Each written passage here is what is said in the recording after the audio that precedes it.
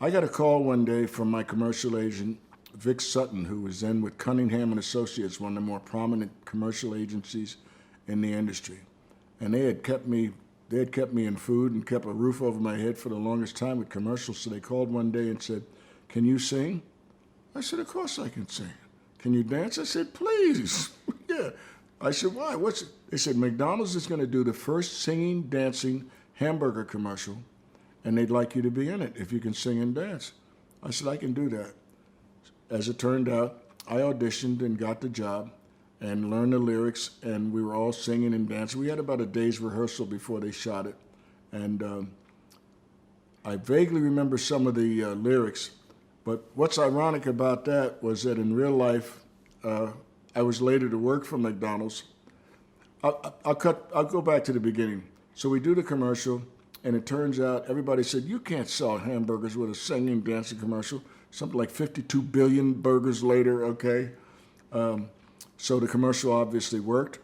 And years later, I would be called by the McDonald's Corporation to let me know that they wanted to re-release the commercial and that they would pay me a handsome fee if I would allow them to re-release the commercial in celebration of what, the 30th anniversary of the commercial or something like that.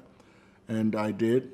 And I was able to use the money to help my son get his master's in live action film from Cal Arts in Valencia, and help a couple of other kids as well as keep the mortgage paid.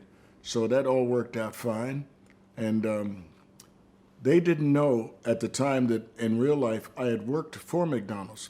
When McDonald's first started in Canada, the very first franchise they put up was done by a very entrepreneurial genius, if you would, a George Tidball. He brought the rights to McDonald's for all of Canada, and the first one they erected was in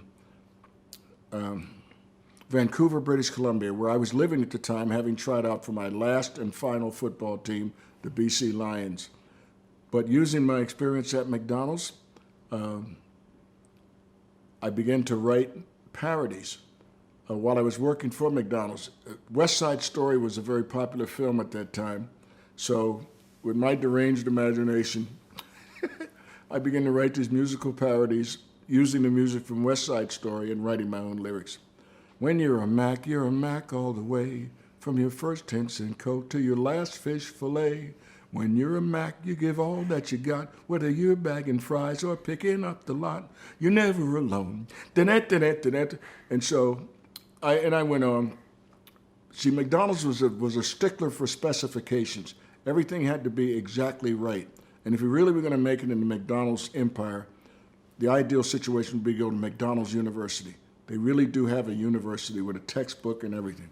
So, as I said, everything was done to specifications. So I wrote a song, a parody called Specifications. A bun like that could ruin a double. A bun like that could cause you trouble. Stick to your own bun specifications.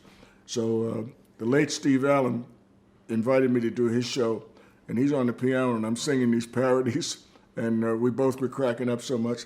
That was a wonderful tribute, and it didn't make me think I was going to go into the ASCAP Hall of Fame or anything, but it encouraged me to keep writing. I said, I can write funny stuff, and I can sing funny. I can do funny. So I've always contended that comedy is the most difficult form of entertainment or acting, because if you can make a room full of strangers laugh, you can pretty much do anything with a dramatic script, I would think.